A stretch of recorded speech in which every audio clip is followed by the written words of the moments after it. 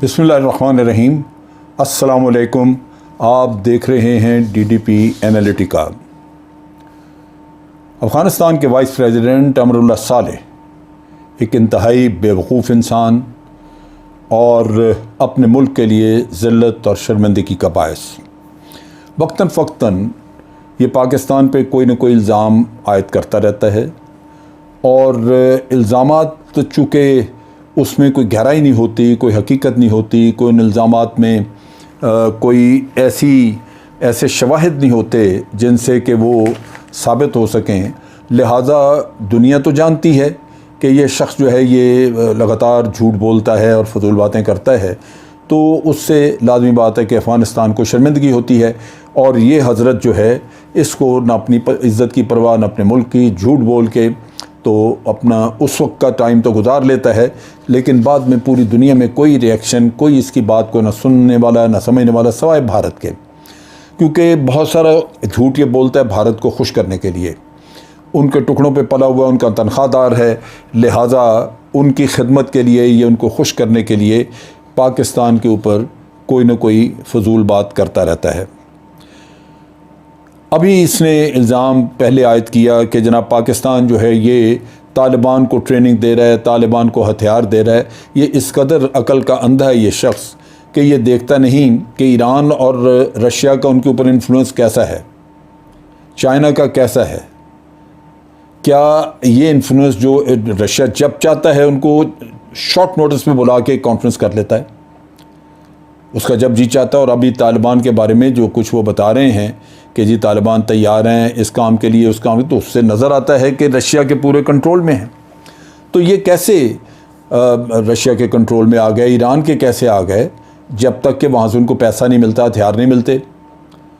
पाकिस्तान को तो इसलिए ये काम करना पड़ा, आगे लगना पड़ा इस वजह से मुसीबत के मुँह, कि अमेरिका जाके ईरान और रशिया को नहीं कह सकता था कि आप मदद करें मेरी, तो ले दे के सारा बोझ पाकिस्तान पे। और पाकिस्तान का इन्फ्लुएंस जब पाकिस्तान उनको देता कुछ नहीं है, पाकिस्तान ने सवाए उनके ट्रैवल फैसिलिटी वगैरह ये चीज़ें और जो उनके लिए सहूलियात क्रिएट की जा सकती थी दोहा में, उसमें मदद की। उसकी वजह से अगर वो कुछ बात सुनते हैं, और वो वैसे भी माइल हैं बातचीत के लिए, ये नहीं है कि वो बातचीत करना नहीं चाहते, तो तालिबान की बातचीत करना या उसमें पाकिस्तान ने अगर थोड़ा बहुत आपको फैसिलिटेट किया तो आपको शुक्रगुजार होना चाहिए। तुम इस कदर इस मामले में यानी एक नाशुक्रा इंसान है कि इंसान हथियार बिल्कुल हैरान रह जाता है। फिर इसने ये भी इल्ज़ाम लगाया कि पाकिस्तान की एयरफोर्स जो है वो एयर सपोर्ट दे रही है, जबकि उन्होंने स्पिन बुलदुक पे तालिबान ने कब्ज़ा किया तो पाकिस्तान की एयरफोर्स जो है एयर सपोर्ट देती थी। वो इल्ज़ाम आयद करके फिर उसने ये कह दिया कि जनाब हमारी एयरफोर्स को पाकिस्तान एयरफोर्स ने वार्निंग दी है कि अगर तुम लोगों ने इंटरफियर किया तो पाकिस्तान एयरफोर्स एक्शन लेगी। कहाँ, कैसे ये चीज़ें छुपी रह सकती हैं? अमेरिका किधर है, क्यों नहीं बोलता? अगर आपकी बात सच है उसको सबूत दिखा दें। लेकिन चूँकि बोलना झूठ है, फिर कहा जी कि लश्कर तैयबा, जैश मोहम्मद, वो भी यहाँ पे पाकिस्तान की तरफ से वो भी हिस्सा ले रहे हैं इनके। ये तालिबान से पूछो हैं जैश मोहम्मद वहाँ पे, ये कोई और है वहाँ पे? फिर एक और इल्ज़ाम आयद किया कि पाकिस्तान की आर्मी की स्पेशल यूनिट्स हैं जो इनको तालिबान को कंट्रोल कर रहे हैं और कमांड कर रहे हैं। यानी तस्वीर देखें तो उन पे वही नंगे पाँव बेचारे तालिबान नज़र आते हैं, कोई उनमें पाकिस्तानी नज़र नहीं आता। लेकिन बाहर सूरत सादमी ने झूठ बोलना है। जब अमेरिका जाने लगा तो कहा जी हमें पाकिस्तान और चाइना के रहमो करम पे छोड़ के अमेरिका जा रहा है। भाई अमेरिका तुम्हारा ठेकेदार है कि तुम्हें सारी ज़िंदगी पालता रहे? इससे पहले इस शख्स ने अफ़गान सफ़ीर की बेटी का वो यहाँ पे झूठा ड्रामा जो अब पकड़ा जा चुका है, उस पर वो बात हुई, उसने इल्ज़ाम लगाया, वो झूठा ड्रामा उसने जैसे ही बोला तो इस शख्स ने उस वक़्त भी हर्जासराई शुरू कर दी कि जनाब हमारा नेशनल ऑनर जो है वो तबाह हो गया। वो पाकिस्तान में से कई लोगों ने इसके ट्वीट के जवाब में लिखा कि तू बड़ा ही बेगैरत इंसान है, अगर तेरा नेशनल ऑनर था तो जो तेरे 30 लाख माएँ बहनें इधर बैठी हुई हैं पाकिस्तान में रेफ्यूजी कैंपों में, वो सबसे पहले तो तू उनकी फ़िक्र करता, ले जाता उनको। लेकिन उधर आके तेरा जो ऑनर है भी बेगैरत हो जाता है और इस तरफ तू बातें करता है कि जनाब एक लड़की के झूठे इल्ज़ाम पे कि जी तेरा नेशनल ऑनर जो है वो हर्ट हो गया। तेरा नेशनल ऑनर है, ये क्या बला है वो। सो ये घटिया आदमी सिर्फ अपनी तनख्वाह को जायज़ साबित करने के लिए ये इस तरह की हर्जा सराइयाँ, इस तरह की फजूल हरकतें करता है। आज जो उसने नई ट्वीट की उसमें 1971 की जो मशरक़ी पाकिस्तान में जंग हुई थी, जिसके अंजाम पे पाकिस्तान की आर्मी वहाँ पे उन्होंने सरेंडर किया और एक सरेंडर डॉक्यूमेंट साइन हो रही है जिसमें कि जनरल नियाज़ी है और जनरल अरोरा ये साइन कर रहे हैं इकट्ठे बैठे हुए। उसको इस शख्स ने अपने ट्विटर हैंडल पे डाला और साथ लिखा कि हमारे तारीख़ में हमारी कोई ऐसी तस्वीर नहीं है। अब मैं इसको ऐसी तस्वीर दिखाऊं, गद्दार आदमी के पास कभी कोई और चीज़ नहीं होती दिखाने की, क्योंकि वो तो हमेशा दुश्मन की गोद में बैठता है। अफ़गानिस्तान पे अमेरिका ने हमला किया तो तू उनकी गोद में बैठा रहा। उससे पहले तुम क्या थे? तुम एक प्रॉक्सी थे ईरान की, रशिया की और इंडिया की। आज ईरान और रशिया तुम लोगों को छोड़ गए हैं और आज तुम प्रॉक्सी हो सिर्फ भारत की, तभी तुम उसकी ज़बान बोलते हो और तुम्हारी हर वक्त ये कोशिश रहती है कि कोई ऐसी फजूल बात करो जिससे तेरी तनख्वाह चलती रहे।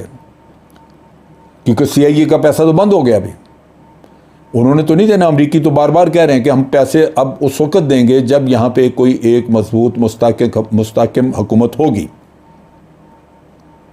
तो इन हालात में तो वो हुकूमत नज़र नहीं आती।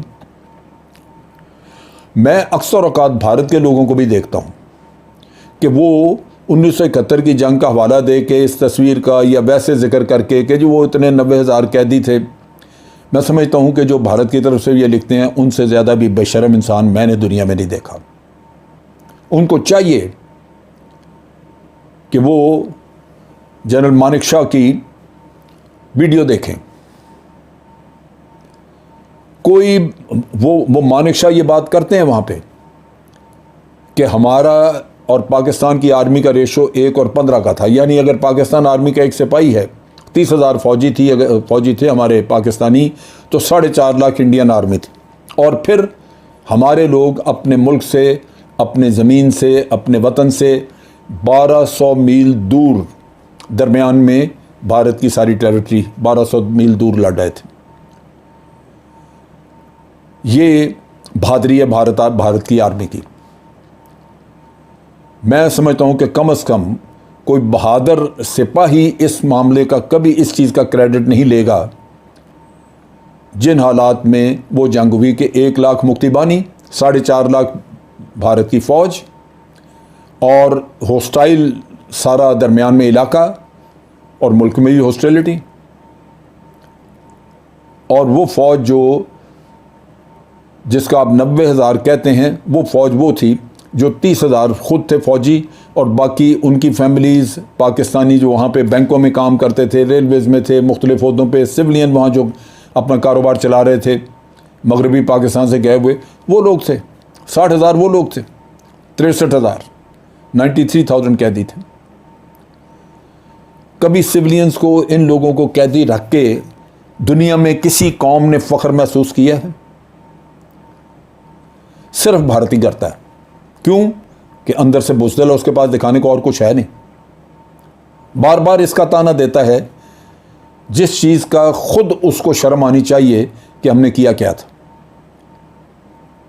कि अगर 4.5 लाख आदमियों का लश्कर, लाओ लश्कर लेके, और वो भी पूरा हिंदुस्तान वहाँ पे साथ, और ये बेचारे 1200 मील दूर बैठे हुए 30,000 फ़ौजी, और उनका तुम नुकसान कुछ कर लो या उनको पकड़ लो, या उन्होंने सरेंडर कभी नहीं करना था।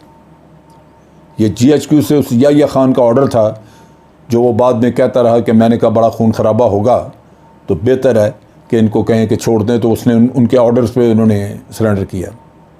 वरना तो उनमें से फ़ौजी रोते हैं, उनको इतना दुख था इस सरेंडर का, कहते थे मर जाते ठीक है। लेकिन भारतीयों को और अमरुल्लाह साले जैसे ज़लील इंसानों को कम से कम ये एहसास होना चाहिए कि कभी भी कोई बहादुर आदमी, एक को अगर 2 आदमी भी मिल के मारे तो वो बहादुरी नहीं समझी जाती। यहाँ एक को 15-15 मिल के मार रहे हैं। मैं तो नहीं कह रहा जनरल मानिक शाह का अपना बयान है, उसकी वीडियो है करण थापर के साथ, उसमें देखो, खुद शर्म आ जाएगी आप लोगों को। बहरहाल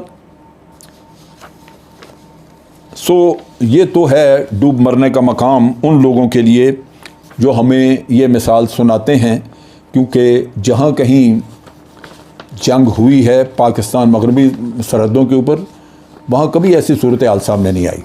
और उसकी बुनियादी वजह यह है कि यहाँ पे आपका अपना बेस मौजूद है, आपको रिप्लेनिशमेंट मिलती है। अगर वहाँ पे आपका असले का डिपो जो है वो मुक्तिबानी ने उड़ा दिया या आपके पास गोला बारूद ख़त्म हो गया तो वो ख़त्म हो गया। मशरक़ी पाकिस्तान में तो ये चीज़ें नहीं थी, यहाँ तो सब कुछ है। यहाँ की कोई कारगुजारी है तो वो दिखाओ, वरना मैं 1965 की जंग की कारगुजारियाँ दिखाऊँ। गार्डियन की कटिंग्स है मेरे पास, ऑस्ट्रेलियन अखबारों की कटिंग है, जहाँ वो उन्होंने बताया हुआ है कि पाकिस्तान ने हिंदुस्तान के साथ क्या कर दिया। मोईद यूसुफ जो कि हमारे नेशनल सिक्योरिटी एडवाइज़र हैं, उन्होंने भी इस पर कमेंट किया है और उन्होंने लिखा है कि ये इंतहाई गलीज़ और बेवकूफ़ आदमी है जो कि अब अफ़गानिस्तान के लिए ज़िल्लत का बायस है, क्योंकि बजाय इसके कि ये अफ़गानिस्तान और पाकिस्तान के दरमियान कुछ अंडरस्टैंडिंग बेहतर करवाता, ये इसी तरह की फजूल स्टेटमेंट्स दे के ना सिर्फ ताल्लुकात ख़राब करता है बल्कि अफ़गानिस्तान के लिए ज़िल्लत का बायस है।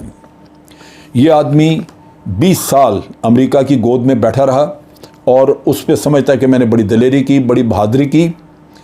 एक रॉकेट चला और नज़र आ रहा था कि इस आदमी के अंदर से सारा इसका जो बहादुरी शादरी है वो निकल गई इसके अंदर से। खुद जिसको वो कह रहा है कि वो मैं थोड़ा सा झुका, थोड़ा सा नहीं था वो। तो इस शख्स को 20 साल तो अमरीकी पालते रहे, अमेरिका को गए अभी 20 दिन नहीं हुए कि इनके हाथ से वो तालिबान सारा कोई ले गए। ये इसकी बहादुरी है और हशर इसका होगा अगर तालिबान के हत्थे चढ़ गया तो मेरा अंदाज़ा है, क्योंकि तालिबान वैसे तो अभी उनको फ़ौज उनकी जो है NDS, ये जो अफ़गान आर्मी है, वो तो सरेंडर कर कर के साथ मिल रही है, तो उनको तो वो बड़ा इज्जत से ट्रीट कर रहे हैं। जो सरेंडर करता है उसको वो कुछ नहीं कहते। लेकिन ये लोग हैं जिन्होंने माहौल इतना ख़राब किया वो कि ये हत्थे चढ़ गया, अगर उनके तो डॉक्टर नजीबुल्लाह वाला हाल होगा इसका। ये शख्स जब तक मौजूद है अफ़गानिस्तान के साथ पाकिस्तान के ताल्लुकात इसी तरह ख़राब रहेंगे। और आज पूरी दुनिया तालिबान को तस्लीम कर रही है। इनके निकलने से, अमेरिका यहाँ से निकलने से पहले तालिबान को तस्लीम कर गया था हुक्मरान यहाँ का। इन बेवकूफ़ अकल के अंधों को दीवार पे लिखी हुई राइटिंग नज़र नहीं आ रही। अगर वो तालिबान को हुक्मरान ना मानता तो कभी उनसे गारंटी ना लेता कि हमें गारंटी दें। अमेरिका गारंटी लेके गया तालिबान से कि उनकी सरजमीन अमेरिका के ख़िलाफ़ इस्तेमाल नहीं होगी। ये तो जैसे अकल के अंधे को ये समझ आ जानी चाहिए। अगर इतनी तुम्हें समझ लग जाए तो बाकी हमारे साथ गिले शिकवे तुम छोड़ दो। तुम अमरीकियों को जाके फिर पूछते फिरो कि 20 साल हमें फिर किस लिए पाला था, जो आज इस तरह हमें बेयारो मददगार छोड़ देना था। आज के लिए इतना ही। अफ़वाज पाकिस्तान जिंदाबाद, पाकिस्तान पाइंदाबाद।